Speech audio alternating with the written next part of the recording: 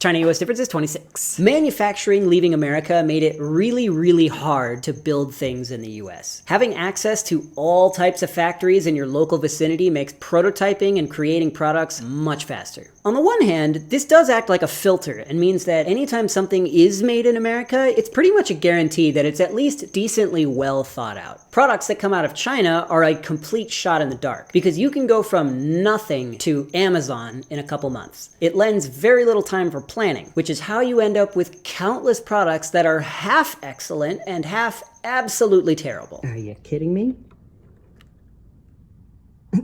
The reason for this episode is the teleprompter that I bought from a Chinese company selling under the brand name BestView. The product itself is fantastic. It's how I've been able to record these videos and seem like I'm not reading off a script that I wrote previously. However, to use it requires an app. An app that I think is probably the worst app I have ever used, hands down. Even though they have plenty of access to native English speakers in China, they choose to translate things with Baidu Translate for some reason, so you end up with buttons labeled mirror or not. Eventually, I got used to it, and I found workarounds for all the little bugs until finally, the app got an update, which auto-deleted all my previous scripts, changed the entire layout, and managed to not fix any of the existing problems while creating new ones. One of the classic Chinese app things is rather than just using the built-in text input system, they redo it from scratch for some incomprehensible reason, and they break features that normally work automatically, like autocorrect and text wrapping. This way, instead of just moving words to the next line when the word doesn't fit, they'll just break words in half. But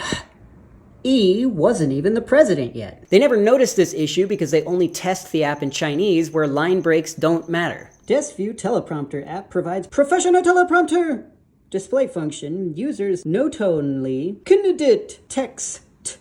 But also, are you kidding me? This type of product would just never get made in the US. If a company was going to spend the time and money to create this type of product, then they'd have to plan it out and make sure that it's a viable plan before sending it off to China to be manufactured. This gives developers more time to plan out the app and make it at least basically functional. But because these types of Chinese companies are able to put out products so quickly, they make their money on quantity over quality, regardless of the god-awful app reviews. This is also why China has the manufacturing reputation it does, even when a lot of the products that they make are actually very high quality, like that iPad I'm using for the teleprompter.